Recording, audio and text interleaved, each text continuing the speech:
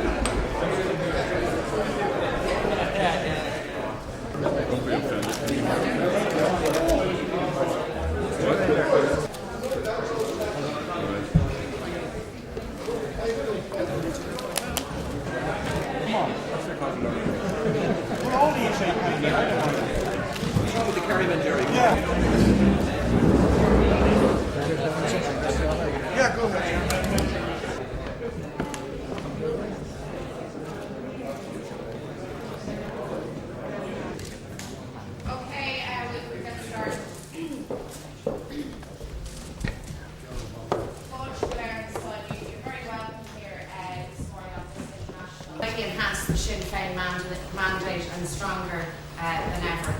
We're confident that we are going to be given an endorsement for our policies around the peace strategy and our policies for social justice. I'm going to ask now Grafton Street Gerry Adams to speak to you, and after that there'll be an opportunity for questions. Could I ask people please to turn off their mobile phones? Mary Lou McDonald. Lá Baltana, we watched it. August cast Mary Lou, lá braha Mary Lou, and you so lá braha. One of it, August so lá the moy, the sale Mary Lou, August lá top a sale lock the bro or Fodden Dawn, August or Fodden Cheer Show. It's a very happy nice idea. It's also Mary Lou's birthday, and I want to ask Marty Ferris. You got another one to slide?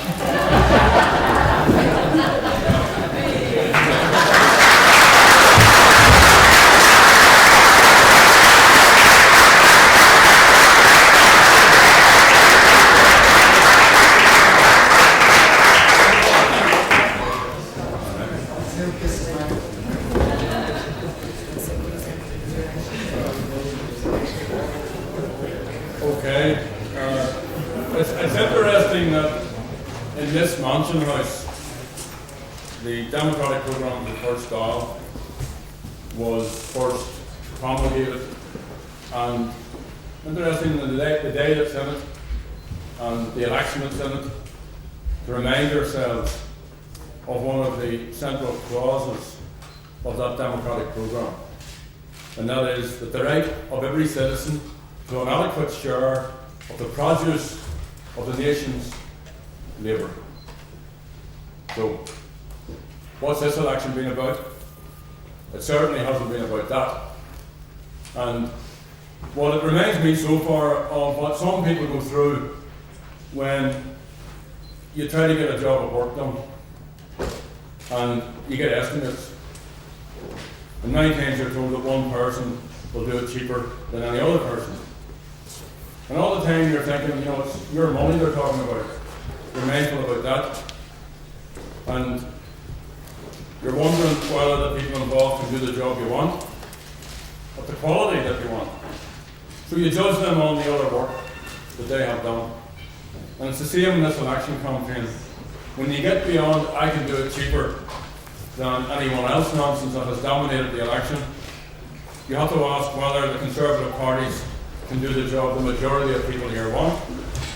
In other words, do you believe them? And I don't.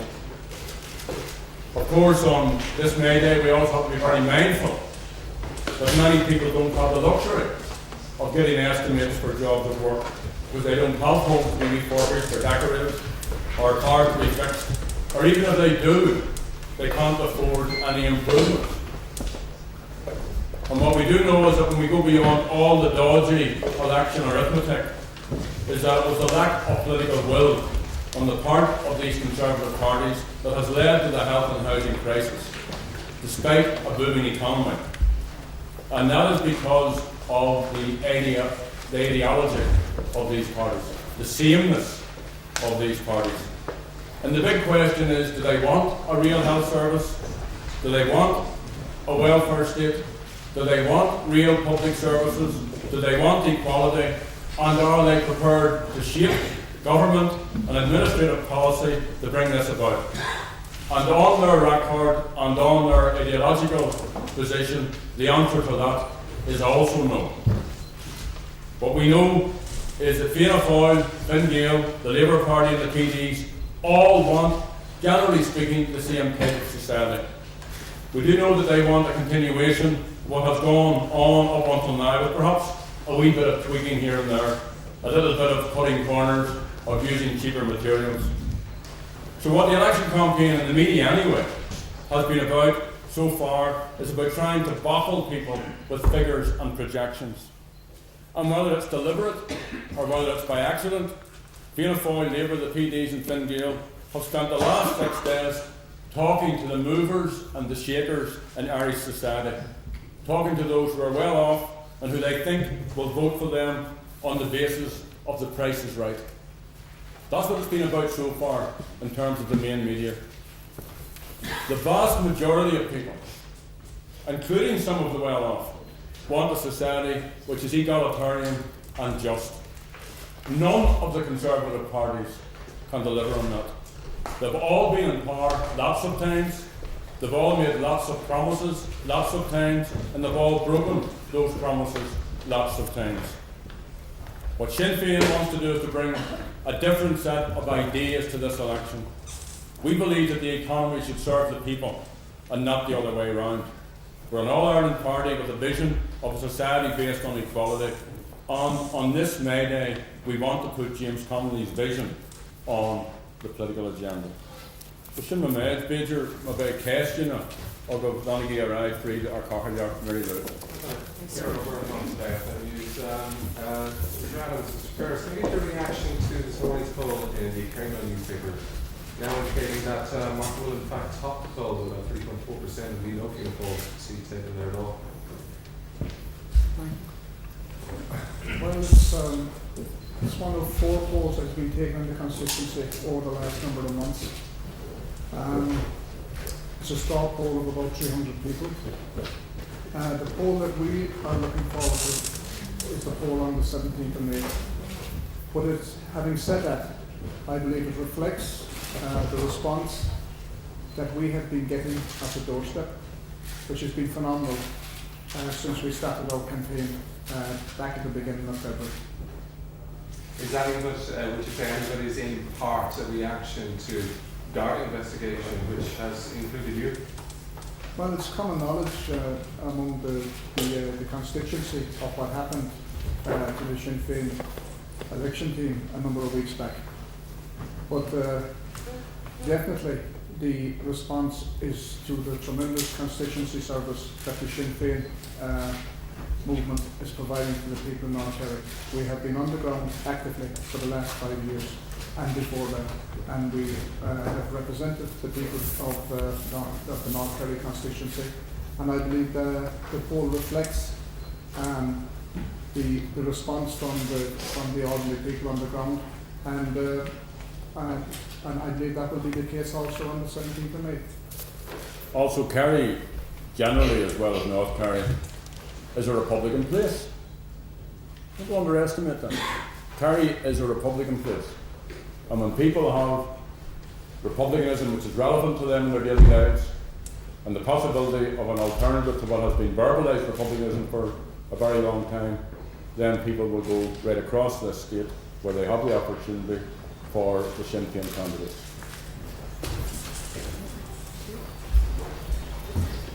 So just as an add-on, Taoiseach's first visit then of the election of the campaign to Kerry North was a bit of a down the square if this poll is to be believed.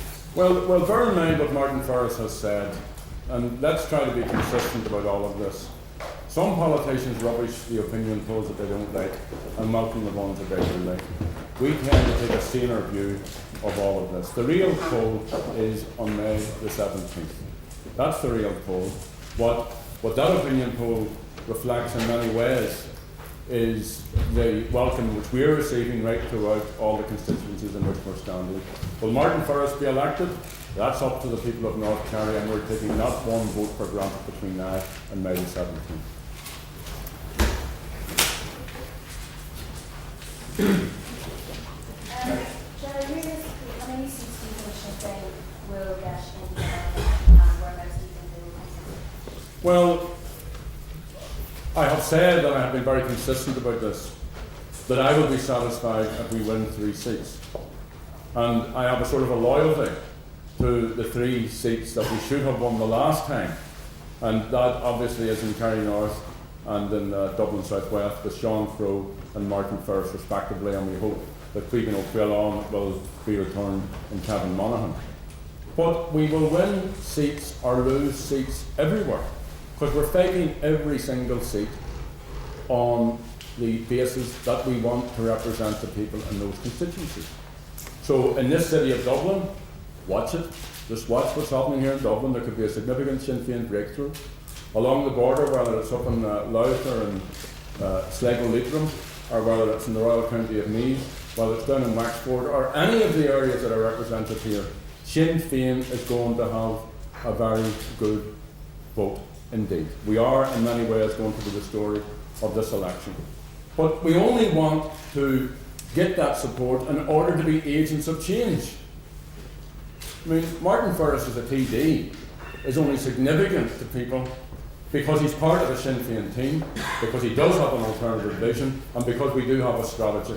And it's very important to return to the sort of dominating themes in the media of this election so far. And I think that the bigger Conservative parties are missing the point. The challenge is that a lot of people will not come out to vote.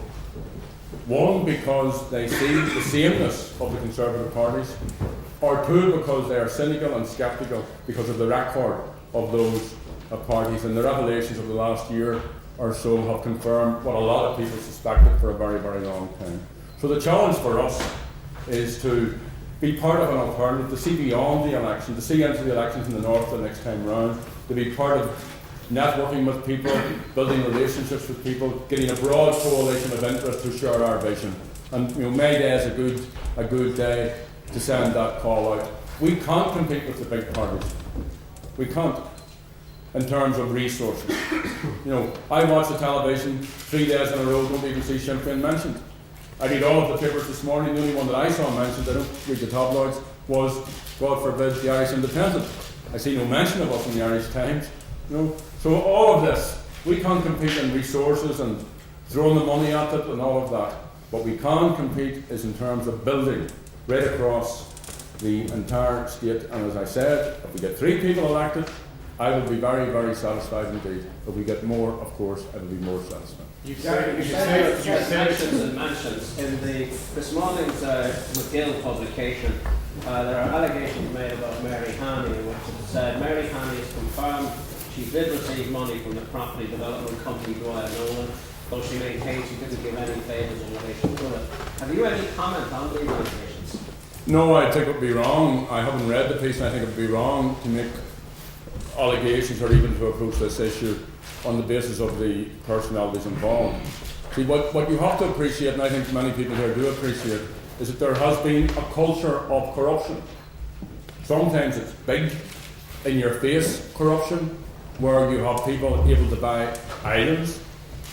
Sometimes it's small corruption, where you have government ministers actually fighting election campaigns on the basis of the facilities they have brought into their constituency, using their ministerial office to do that.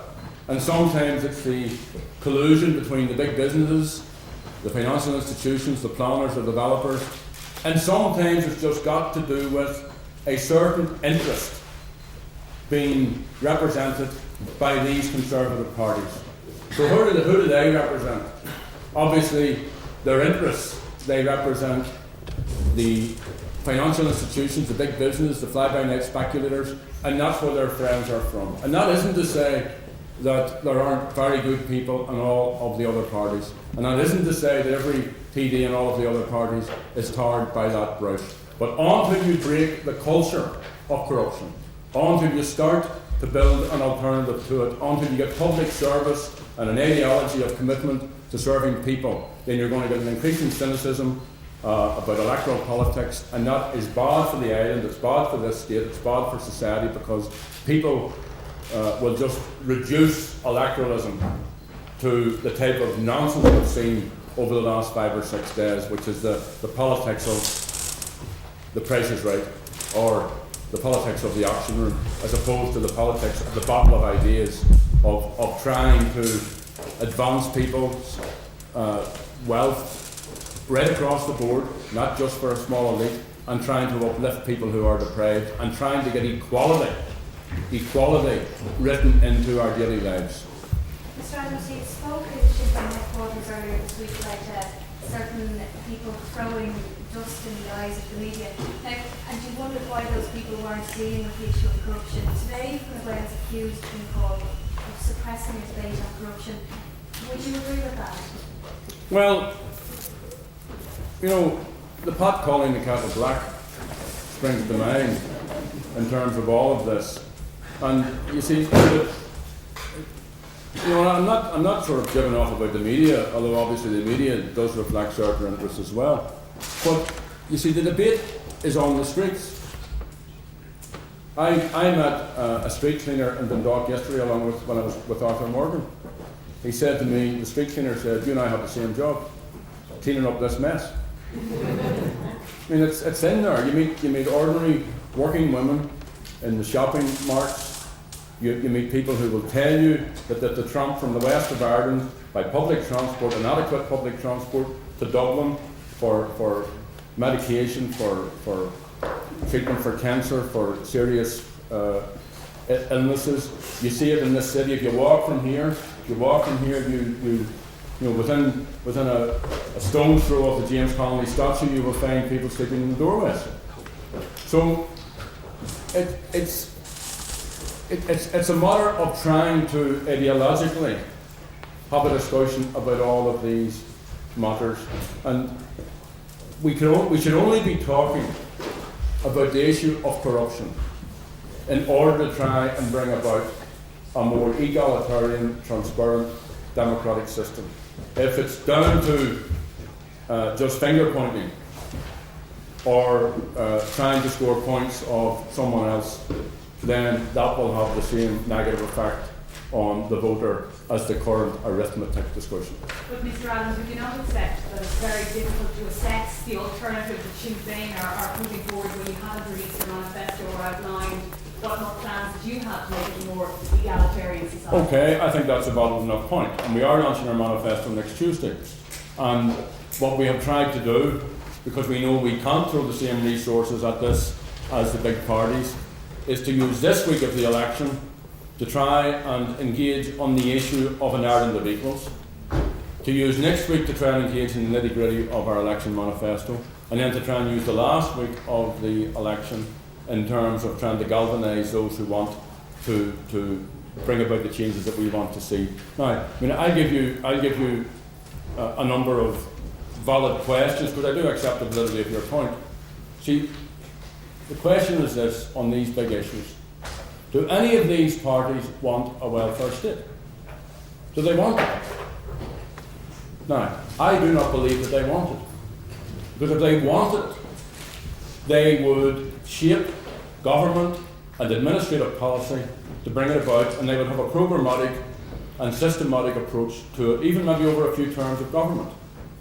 You see, when they wanted to bring about some type of loophole for tax abusers, they had the administrative and political will to do that. When they wanted to give more rights to developers than they did to tenants, they had the political will to do that. Now, what you can say about Sinn Féin is that we do want a welfare state.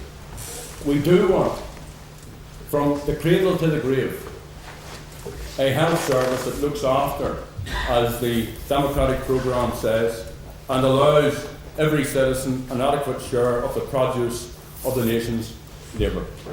In terms of the issues of, for example, homelessness, there is a huge amount of money spent in subsidising rents for private landlords, and not adequate funding going into the provision of public or social housing.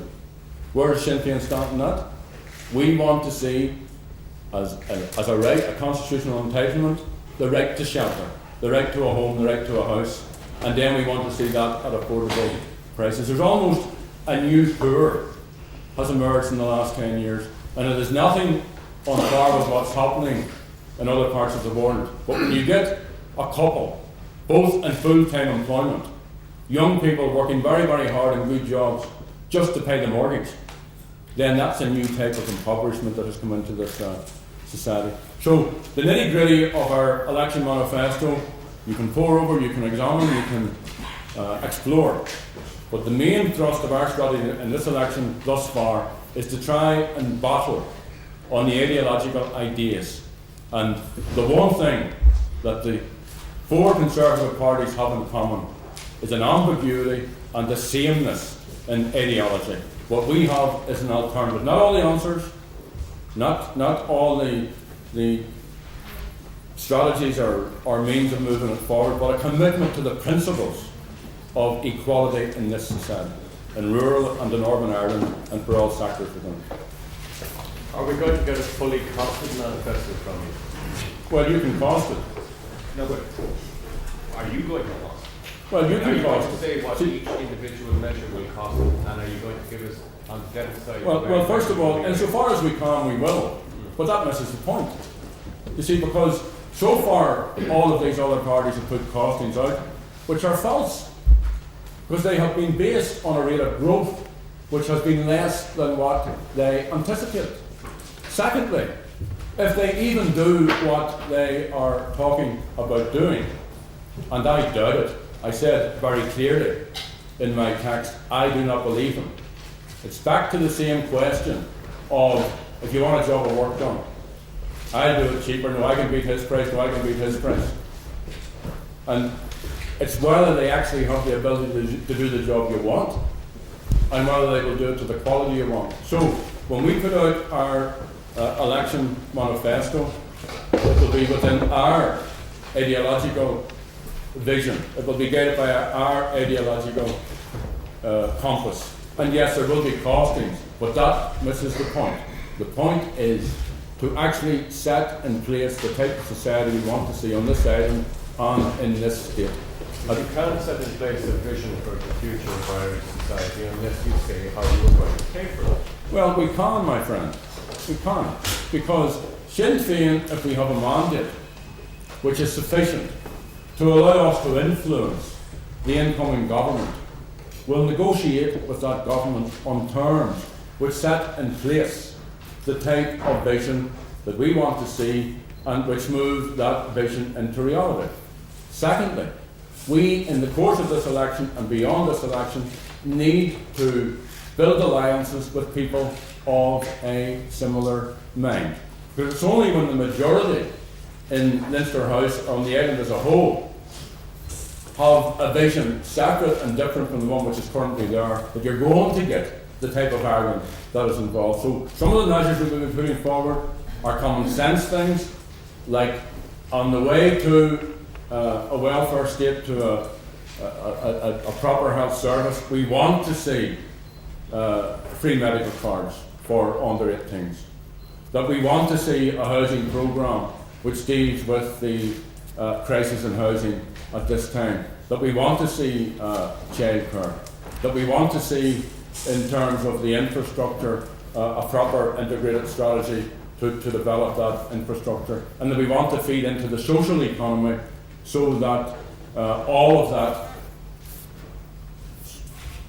section of people who are unemployed at the moment have the possibility within the social sector of actually having gainful employment. Now, that's I think, where the ordinary people are at this time.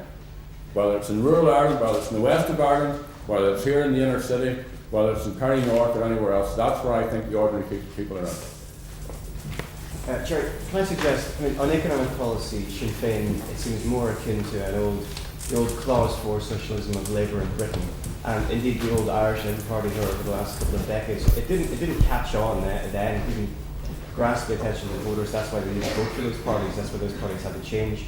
What makes you so sure people are willing to vote for a welfare state now when conventional economic wisdom says that the public finances are such a state that the state can't expand without upsetting the economy? Well, first of all, because I have faith in people. I mean, even on any sort of, even to say why people vote. People vote because they think it's in their self-interest, or people vote for a big idea.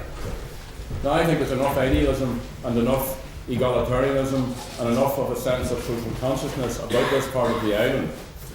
Secondly, just in terms of straightforward logic, a lot of people who can afford it have private insurance.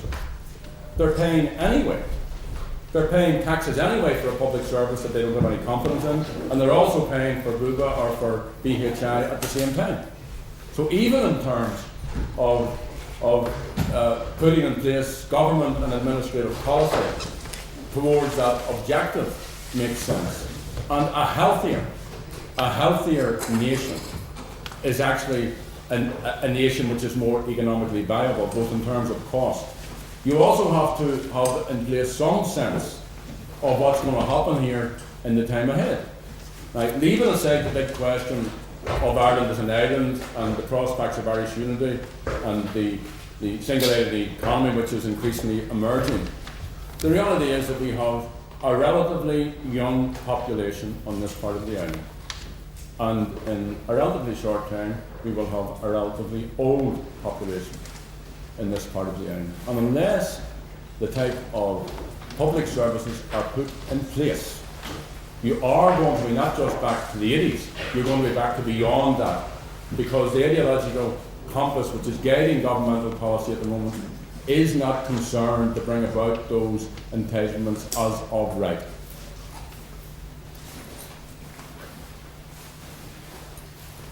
Okay, folks. Anything else? Okay.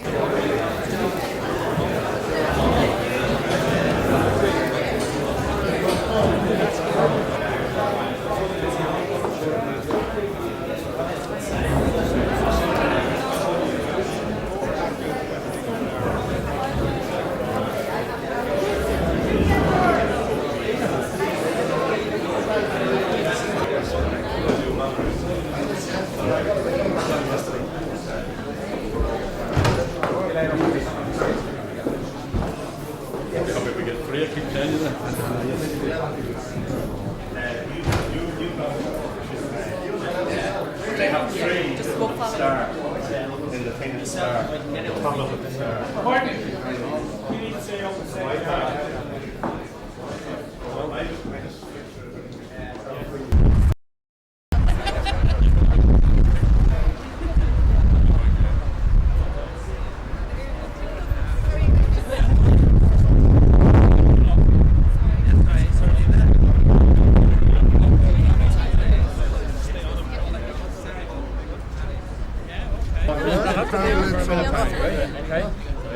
Everybody wants to know hotel Gerry. Sign up. 6:50. Big chair. Big what?